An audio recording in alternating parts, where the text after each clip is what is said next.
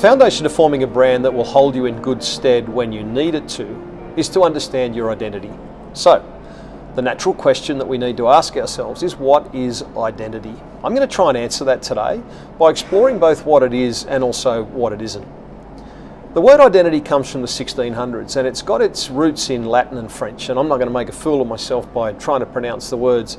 Essentially, it means who a person is. Now, at Yellowbox, we're trying to help people to answer that question. What does it mean to be you? And at the very heart of that question are our values. Our basic values that dictate the choices that we make. For example, choices in relationships or choices in career.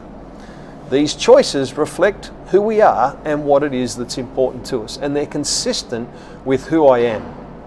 And if I show that to you, then it's a reflection of who I really am. There's an authenticity to me. Even when I'm looking for a job, the way that I present myself to you, well, it's consistent with who I am. On the other side of things, we have what is known as a persona. Now, a persona is more a fictional character. It's a role or an act or maybe a portrayal of something. It's the cloak that I put on to create an impression or a perception that I'm trying to impress upon you in my job search.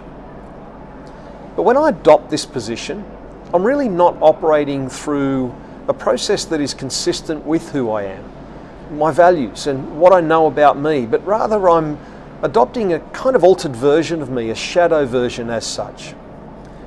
The interesting thing is that they're both really hard to do. It's hard to be authentic sometimes, isn't it? Because when I do, I open myself up to potential criticism or judgment, and I can potentially alienate people because I'm simply not everybody's cup of tea all the time.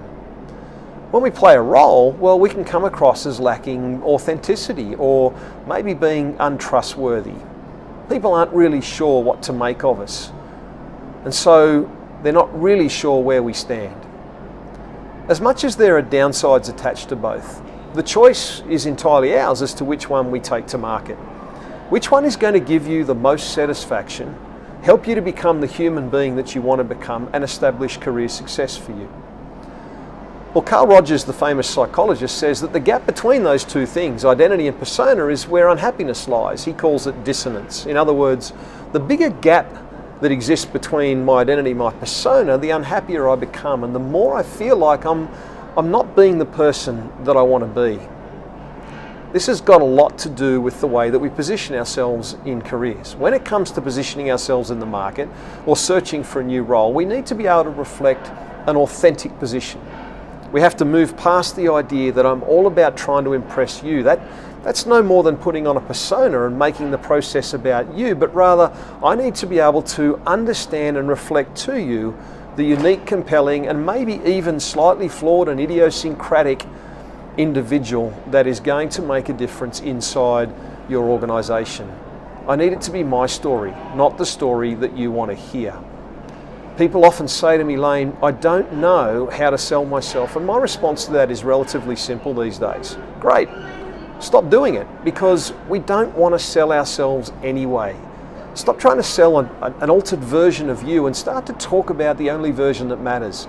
The only version that matters is the one that is consistent with who you are and the person that you are growing into. You'll stop over-cognitizing it. That's exhausting. And you'll start to speak from the heart, bringing energy, passion, and commitment to the conversation. When we start to do that, the conversation becomes real. If an organization doesn't want the real you, well, you might have struggled to work there anyway. And we're going to expand upon this idea in other conversations by looking at resume structures and cover letters and interviews. But enough for now. Till next time, make sure that your day has a splash of color and do something today that's good for you. Take care.